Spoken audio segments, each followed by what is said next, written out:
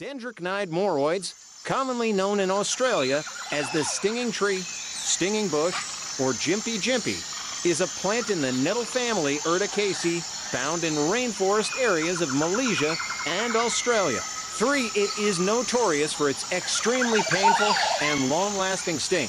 The common name Gympie-Gympie comes from the language of the indigenous Gubbi-Gubbi people of southeastern Queensland. Description: moroides is a straggly perennial shrub, usually flowering and fruiting when less than 3 meters, 10 feet tall, but it may reach up to 10 meters, 33 feet in height. It is superficially similar to Dendrocnide cordifolia, with the most obvious difference being the point of attachment of the petiole to the leaf blade where D. moroides is peltate, i.e. the stalk attaches to the underside of the leaf and not at the edge. D. cordifolia is cordate. The stem, branches, petioles, leaves, and fruits are all covered in stinging hairs. It has large, heart-shaped, simple leaves about 12 to 20 centimeters for 1 to 8 in long and 11 to 18 centimeters for 1 to 7 in wide with toothed margins, a pointed tip, and a cordate to obtuse base shape. There are 6 to 8 pairs of lateral veins either side of the midrib. The petiole leaf stem is quite long, about as long as the leaf blade itself, with stipules about 1 to 2 centimeters, 1 to 3 in long. Fruit inflorescence is monoecious, rarely dioecious, and is borne in the leaf axils. It is up to 15 centimeters, 6 in long, often paired. It carries both male and female flowers, which are quite small, the perianth measuring less than 1 millimeter, 0.0 across. Flowering occurs throughout the year, but mostly in summer.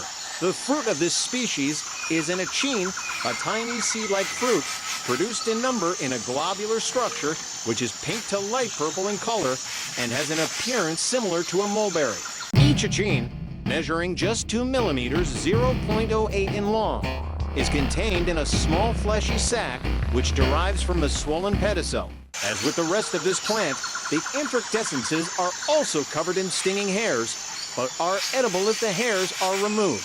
Taxonomide-type specimen for this species was collected in 1819 by Alan Cunningham near the Endeavour River. 3. And was first described in 1857 by Hugh Algernon Weddell as Laportia moroides in his work, Monographie de la Famille des Urtices, published in the journal Archives du Muséum d'Histoire Naturelle.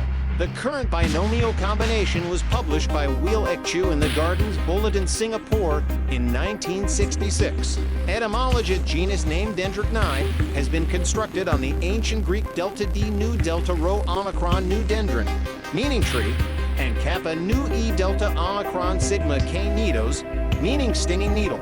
The species epithet moroides is created from the genus name for mulberries morus, combined with the Greek suffix oids, meaning resembling, referring to the mulberry-like infructescence.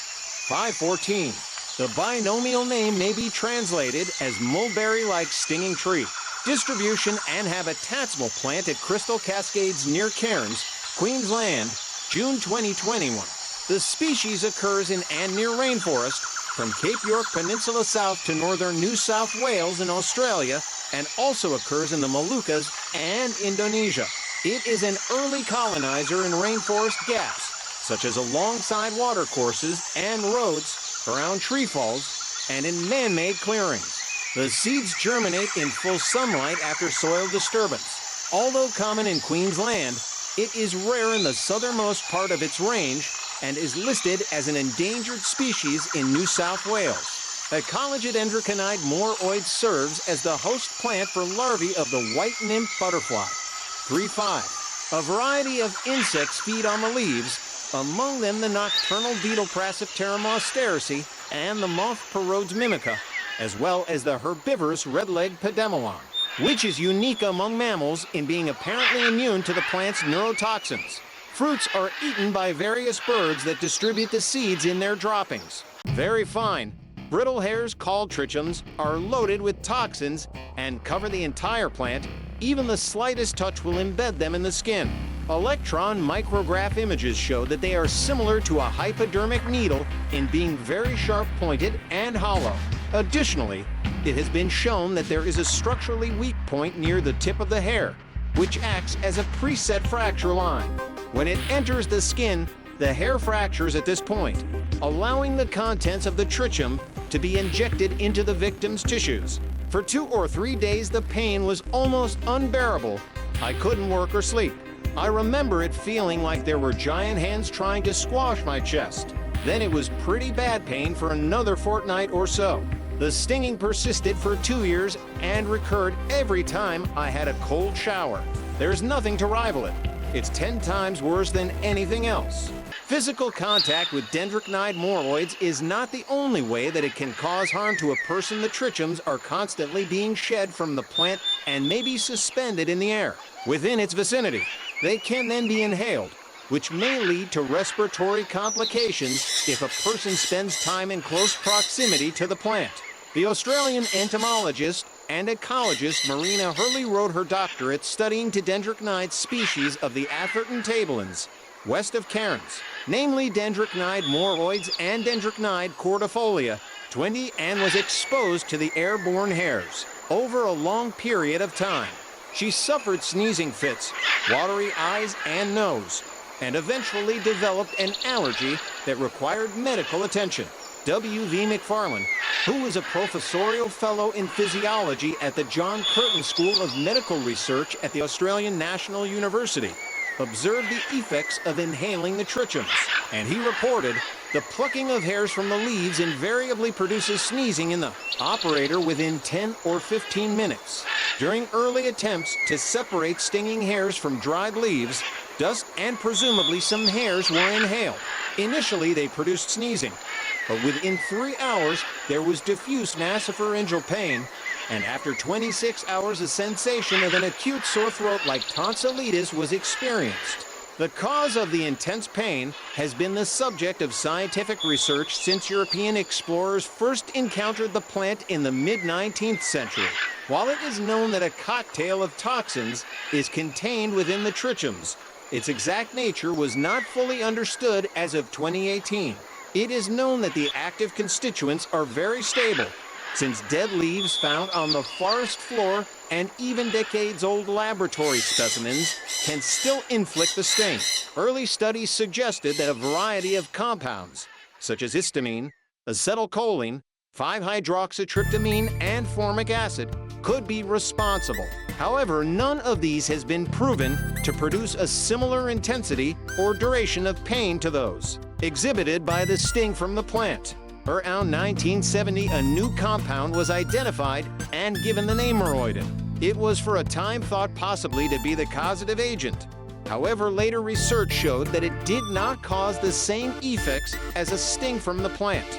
In 2020, a previously unknown family of disulfide-rich peptides was identified by a group of researchers and given the name Gympie-Gympie. These compounds were shown to be similar to some toxins found in cone snails and produced significant pain responses in laboratory tests.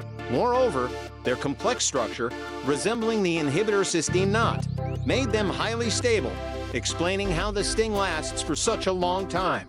There has been anecdotal evidence of some plants having no sting but still possessing the hairs, suggesting a chemical change to the toxin. Remedies, a commonly recommended first aid treatment, is to use depilatory wax or sticky tape to remove the hairs. The Kuku-Yalanji people of Mossman Gorge used a method that was essentially similar, making a juice from the fruits or roots of the plant and applying it to the affected area, before scraping it off with a mussel shell once it had become sticky. Mechanical removal is not always successful, however, as the hairs are so tiny that the skin will often close over them, making removal impossible. Various other treatments, mostly ineffectual, have been tried over time. They include bathing the affected area in hot water, applying papaya ointment, xylocaine or lignocaine cream, and even swabbing with dilute hydrochloric acid. All of these have, at best, a temporary effect.